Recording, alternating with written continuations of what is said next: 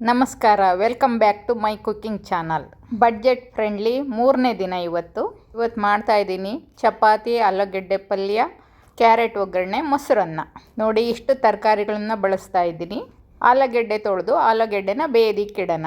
ಈಗ ಆಲೂಗೆಡ್ಡೆ ಬೆಂದಿದೆ. ಆಲೂಗೆಡ್ಡೆ ಎತ್ತಿಟ್ಟು ಅದೇ ಕುಕ್ಕರಲ್ಲಿ ಅನ್ನ ಮಾಡೋದಕ್ಕೆ ಇಡೋಣ. ಮೊಸರನ್ನ ಆಗಿರೋದ್ರಿಂದ ಸ್ವಲ್ಪ ನೀರು ಜಾಸ್ತಿ ಹಾಕಿ ಅನ್ನ ಮಾಡುವಾಗ 1 ಕಪ್ ಅಕ್ಕಿ ಇಟ್ಟು ಅನ್ನ ಮಾಡ್ತಾಯಿದ್ದೀನಿ. ಮಾಮೂಲಿ ನೀರು ಹಾಕೋದಕ್ಕಿಂತ ಸ್ವಲ್ಪ ಜಾಸ್ತಿ ನೀರು ಹಾಕಿ ಅನ್ನ ಮಾಡೋದಕ್ಕಿಟ್ಟು ಚಪಾತಿ ಹಿಟ್ಟು ಕಲಿಸ್ಕೊಳ್ಳೋಣ.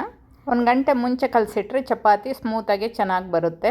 ಹಿಟ್ಟಿಗೆ ಸ್ವಲ್ಪ ಉಪ್ಪು ನೀರು ಹಾಕಿ ಚೆನ್ನಾಗಿ ಕಲಸಿ ಎಣ್ಣೆ ಹಾಕಿ ಮುಚ್ಚಿಟ್ರೆ ಸ್ಮೂತಾಗಿ ಚಪಾತಿ ಬರುತ್ತೆ.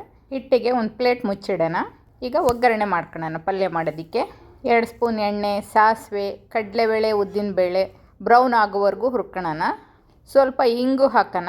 ಆಲೂಗೆಡ್ಡೆ ಪಲ್ಯ ಸಾಮಾನ್ಯ ಎಲ್ಲರಿಗೂ ತುಂಬ ಇಷ್ಟ ಆಗುತ್ತೆ. ಈಗ ಹೆಚ್ಚಿಟ್ಕೊಂಡಿರೋ ಈರುಳ್ಳಿ, ಹಸಿಮೆಣಸಿನ್ಕಾಯಿ ಸ್ವಲ್ಪ ಫ್ರೈ ಮಾಡೋಣ. ರುಚಿಗೆ ತಕ್ಕಷ್ಟು ಉಪ್ಪು ಹಾಕೋಣ. ಈರುಳ್ಳಿ ಸ್ವಲ್ಪ ಬ್ರೌನ್ ಆಗಲಿ. ಟೊಮೆಟೊ ಹಾಕೋಣ. ಚೆನ್ನಾಗಿ ಕೈಯಾಡೋಣ. ಟೊಮೊಟೊ ಬೆಂದ ನಂತರ ಆಲೂಗೆಡ್ಡೆ ಸೇರಿಸೋಣ.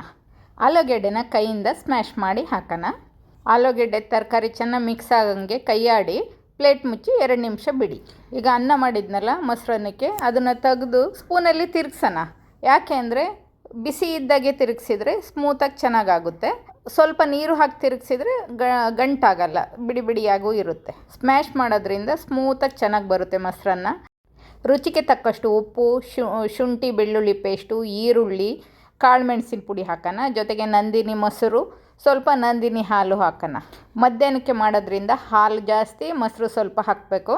ಆವಾಗ ಹುಳಿ ಆಗಲ್ಲ. ಅರ್ಧ ಸ್ಪೂನ್ ಸಕ್ಕರೆನೂ ಹಾಕ್ಬೋದು, ಅದು ಆಪ್ಷನಲ್ಲು. ರೆಡಿ ಆಯಿತು.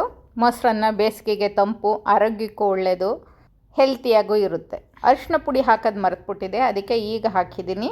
1-2 ನಿಮಿಷ ಕುದಿಸಿದರೆ ಆಲೂಗೆಡ್ಡೆ ಪಲ್ಯ ರೆಡಿ. ಪಲ್ಯ ರೆಡಿ ಆಯಿತು. ಕ್ಯಾರೆಟ್ ತುರಿಗೆ ಒಗ್ಗರಣೆ ಹಾಕೋಣ. ಎಣ್ಣೆ, ಸಾಸಿವೆ, ಒಣಮೆಣಸಿನ್ಕಾಯಿ, ಕರಿಬೇವು, 1 ಸಣ್ಣ ಈರುಳ್ಳಿ. ಈಗ ಕ್ಯಾರೆಟ್ ತುರಿನ ಹಾಕೋಣ. ಕ್ಯಾರೆಟ್ ತುರಿದಿರೋದ್ರಿಂದ ಬೇಗ ಬೇಯುತ್ತೆ. ಖಾರ ಇಷ್ಟಪಡೋರು 2 ಹಸಿಮೆಣಸಿನ್ಕಾಯಿನೂ ಹಾಕಬಹುದು. ಪ್ಲೇಟ್ ಮುಚ್ಚೋಣ, ಬೇಗ ಬೇಯುತ್ತೆ. ಕ್ಯಾರೆಟು ತುಂಬ ಬೇಯೋ ಅವಶ್ಯಕತೆ ಇಲ್ಲ, ಅದು ಕ್ರಂಚಿಯಾಗೇ ಇದ್ದರೆ ಚೆನ್ನಾಗಿರುತ್ತೆ. ಕ್ಯಾರೆಟ್ ಒಗ್ಗರಣೆ ರೆಡಿ ಆಯಿತು. ಈಗ ಚಪಾತಿ ಮಾಡೋಣ. ಚಪಾತಿನ ಫೋಲ್ಡ್ ಮಾಡಿ ಉಜ್ಜಿದ್ರೆ ಪದರವಾಗಿ ಚೆನ್ನಾಗಿ ಬರುತ್ತೆ. ಈಗೆಲ್ಲ ಈ ಟ್ರೆಂಡ್ ಇರೋದ್ರಿಂದ ಇದೇ ಥರ ಕಟ್ ಮಾಡಿ ತೋರಿಸ್ತಾ ಇದ್ದೀನಿ. ಇದು ಸ್ಕ್ವೇರಾಗಿ ಕಟ್ ಮಾಡಿ ಈ ಥರ ಫೋಲ್ಡ್ ಮಾಡೋದ್ರಿಂದ ತುಂಬ ಪದರವಾಗಿ ಬಂದು ಚಪಾತಿ ಸ್ಮೂತಾಗಿ ಚೆನ್ನಾಗಾಗುತ್ತೆ.